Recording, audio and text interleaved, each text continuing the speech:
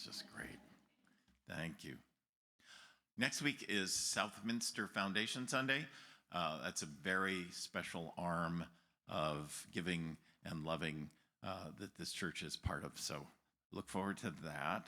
Know also that next Sunday following worship, I will be offering another Southminster 101 for those who are interested in knowing about what it means that we're Presbyterian and what it means that we're a church that's been on this corner for many, many years. Dear God, with that thought in mind, connect us with our past, our wonderful Christian legacy. Help us make sense of it in these days as we seek to be your people. Amen. Well, the book of Acts, the Acts of the Apostles, it says, is a sequel to the Gospel of Luke. Its hero is the Apostle Paul, but it plays pretty fast and loose with the details of his life compared with his letters, which are, from a real person. Having been written long after Paul is dead, the book of Acts comes across as swashbuckling historical fiction. And like all New Testament works, it has its own agenda, its own view of the Jesus enterprise. And according to that book, the early Jesus enterprise is growing fast.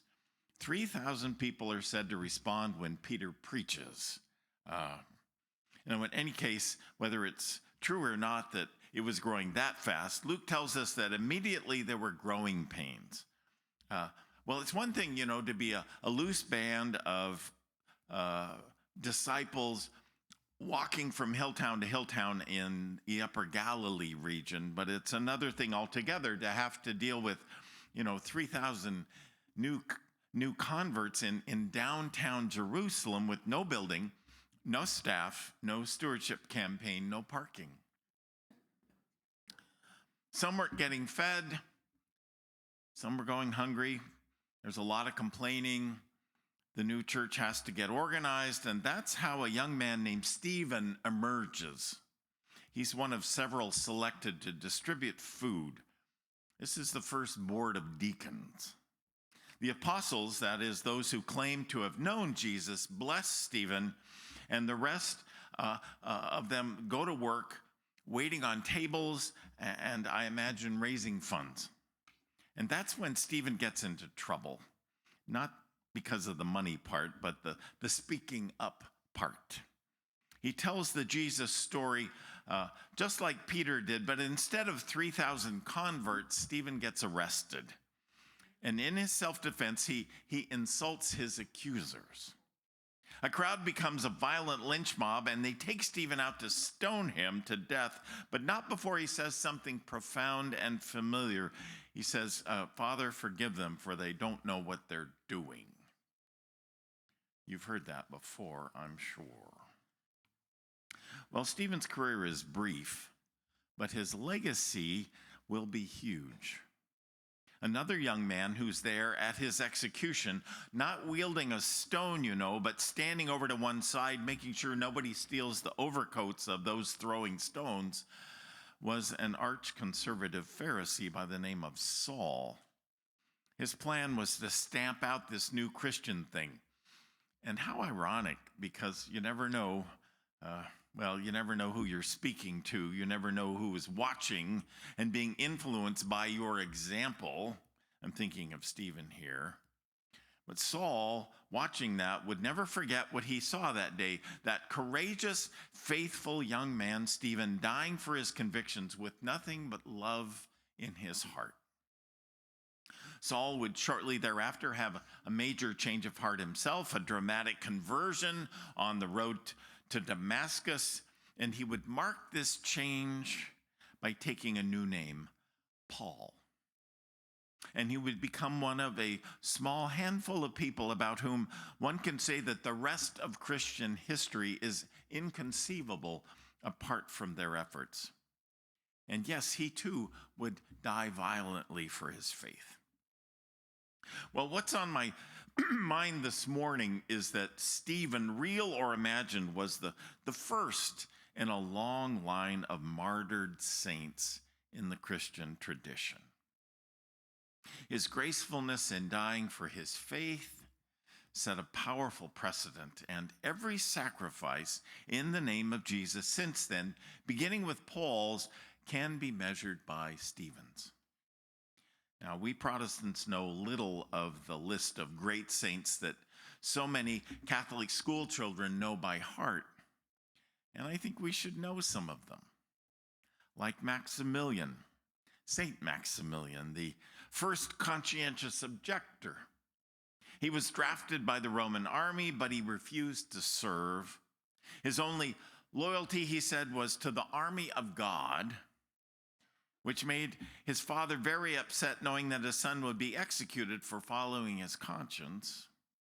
And at his beheading, Maximilian was said to have noticed the shabby clothing of his executioners, and calling to his father in the crowd, asked that his own clothing of very high quality, be taken off him and given to the man who would kill him.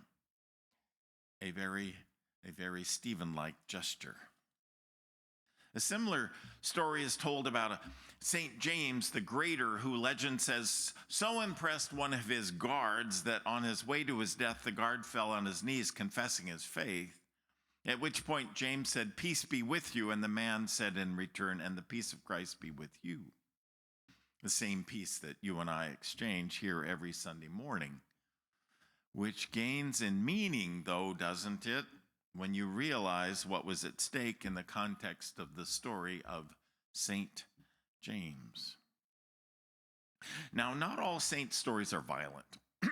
Some saints have been domesticated, made into plaster figures meant to decorate a backyard garden. I'm thinking, of course, of the image of St. Francis with a bird on his shoulder and a wolf by his side.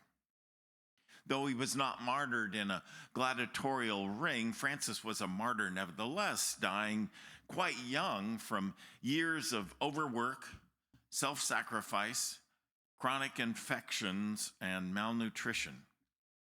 Dying at 44. There's more than one way to be a martyr. And you don't even have to be particularly religious either. I think of Senator Edmund Ross, the deciding vote in the impeachment trial of President Andrew Johnson way back in 1868. I hope you know about him. Few senators in the history of our republic have known the pressures that he bore when it came up for a floor vote.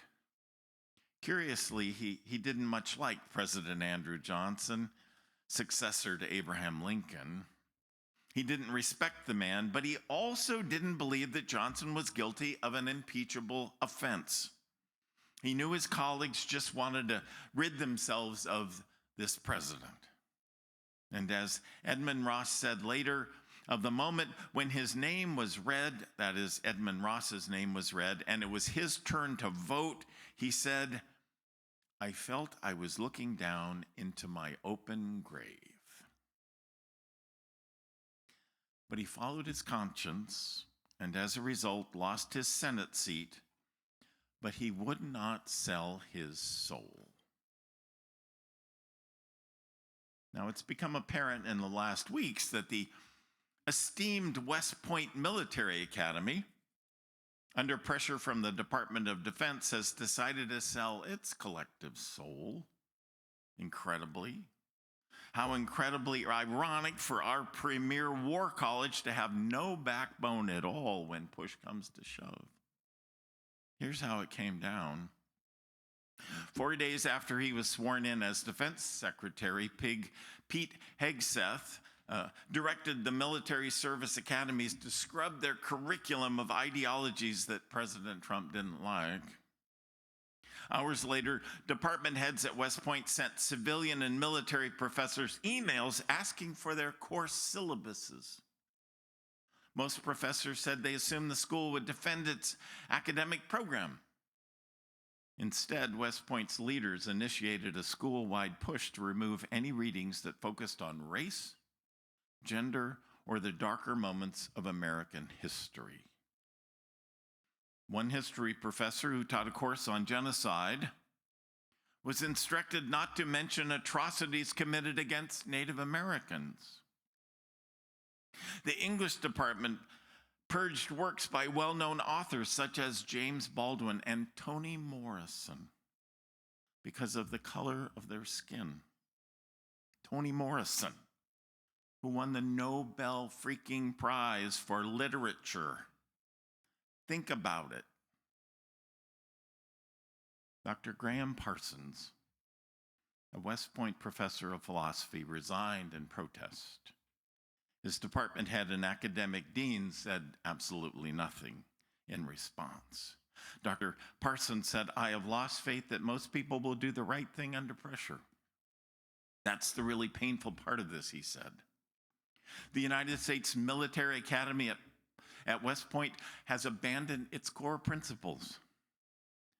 I'm ashamed to be associated with the academy in its current form. So, the test of courage came, and West Point, of all places, buckled. They have chosen to indoctrinate their cadets, not educate them. And the student body knows this. Think about that. Dr. Parsons, though, is just one of many new martyrs in our nation today. Sadly, there are hundreds, maybe thousands even. Among them, a 4-year-old girl deported to Honduras who was in cancer treatment at the time. A 4-year-old receiving treatment for metastatic cancer, deported without medication or consultation with her treating physicians. Despite ICE being notified in advance of the child's critical medical condition. This is happening in our country right now. Back to our topic. When you look closely into the lives of historical Christian martyrs, one of the first things you noticed about them is that they weren't really all that saint-like. St. Bernard, for instance, for whom the breed of dog is named, organized the Second Crusade.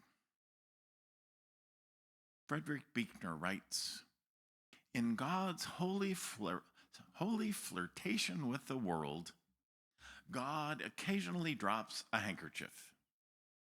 These handkerchiefs are called saints," which tells us that saint-making is God's doing, not our own. God makes of ordinary people, fallible people like ourselves, extraordinary examples to fulfill whatever God's purposes are in the world. Which shouldn't entirely surprise us. I mean, given the company we know that Jesus kept, right? Here's something that the Reverend Nadia Bolz-Weber has said on the subject. She said, "I've never fully understood how Christianity became quite so tame and respectable, given its origins among drunkards, prostitutes, and tax collectors. Jesus could have hung out in the high end of the religious scene, but instead he scoffed at all that, choosing instead to laugh at the powerful, befriend prostitutes, kiss sinners, and eat with all the wrong people. He spent his time with people for whom life was not easy. And there, amid those who were suffering, he was the embodiment of perfect love. It has been my experience," she says, "that what makes us the saints of God is not our ability to be saintly, but rather God's ability to work through the likes of us. The title saint is always conferred, it is never earned. I have come to realize," she says, "that all the saints I've known have been accidental ones. People who inadvertently stumble into redemption like they were looking for something else at the time. People who have just a wee bit of a drinking problem and manage to get sober and help others do the same. People who are as kind as they are hostile."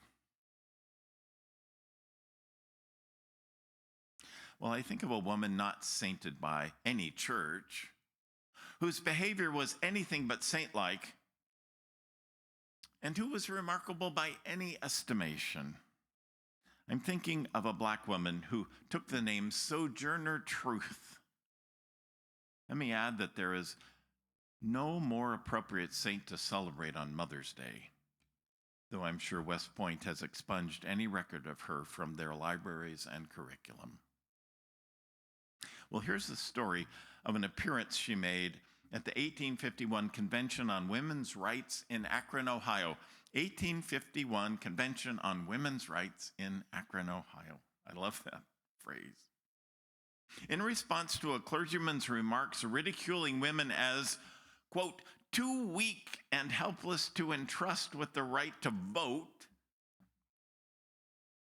Sojourner Truth had this to say, and someone took down every word and gesture as well. She said, well, children, where there is so much racket, there must be something out of kilter.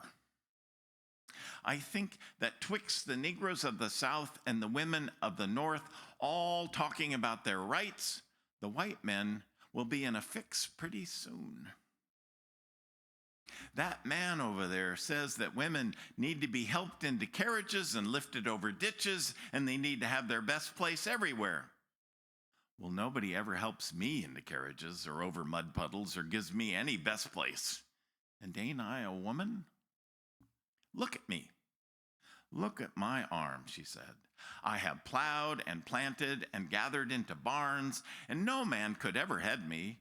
And ain't I a woman? I could work as much and eat as much as any man when I could get it, and bear the lash as well. And ain't I a woman? I have borne 13 children and seen most all of them sold off to slavery. And when I cried out with my mother's grief, none but Jesus heard me. And ain't I a woman? And then that little man in black sitting there, he says women can't have as much rights as men because Christ wasn't a woman. Where did your Christ come from? From God and a woman. Man had nothing to do with him.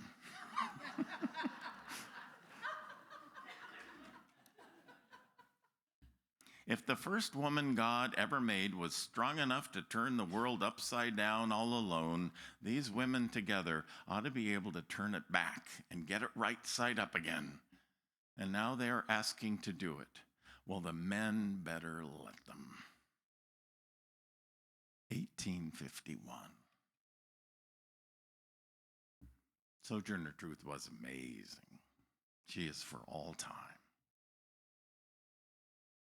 Less known but equally worthy of remembrance is Sister Constance and her companions, a group of formerly cloistered nuns from New England who'd been in Memphis, Tennessee about 5 years in the 1870s when yellow fever swept through that city for the third time in a decade. More than half the people who lived there panicked. Those who could afford it packed their bags and got out of town. But Constance and her group of nuns, who were teased about their Yankee accents, stayed put to tend to the sick and the dying, putting cold rags on hot foreheads and emptying bedpans full of contagion. Maybe they thought God would protect them from the virus, or maybe they were not thinking about themselves at all. I'm told that if you look really hard for it, you can find a round marker with all their names on it in the Elmwood Cemetery in Memphis, Tennessee. Well, it seems to me that you don't necessarily have to face death to be a saint. Just have to make your peace with what it means to make a difference worth making in this crazy world. Sometimes saints aren't recognized as such until they're just about gone. I think of Osceola McCarty of Hattiesburg, Mississippi. Almost no one in that town had any idea they were living with a saint until very late in her life. She was just a laundress, people said. An old black woman who had never married. Ms. McCarty dropped out of school when she was in 6th grade and began a lifetime of washing clothes. That was the year her maiden aunt came out of the hospital, unable to walk. She moved in with Osceola's family. 12 years old, Osceola left school to care for her and to help her mother and grandmother with their backyard laundry business. By the time her aunt recovered a year later, McCarty felt she was just too far behind to return to school, which seems to me so very sad, but she decided to just keep on working. And so for the next 75 years, that's exactly what she did. Scrubbing dark clothes on a washboard and boiling the white ones in a big black pot before hanging them up to dry on the line. Her day started when the sun came up and it ended when it went down, summer and winter. And she never spent a cent on herself. And it was not until she was 87 years old that anyone really knew what kind of woman she was. That was the year 1995, when she gave $150,000, her life savings, to the University of Southern Mississippi for scholarships benefiting young black scholars. That's when reporters and photographers discovered her, and other local business people pledged to match her gift. The young woman who was the first recipient of one of those scholarships all but adopted her. The question she got asked most, of course, was, "Why didn't you spend the money on yourself?" "I am spending it on myself," she answered. And she meant it, because that is what makes a saint, you know, getting joy out of giving your life away. And you know what the coolest thing about Osceola is that her example says this, that anyone has what it takes to be a saint. It has nothing to do with which side of the tracks you're born on, or how much education you have, or how well you know the Bible, or how much money you make. Don't have to be Bill Gates, who's kind of a saint. You just have to be the truest you that only you can be, in Hattiesburg, Mississippi, or Beaverton, Oregon. Amen.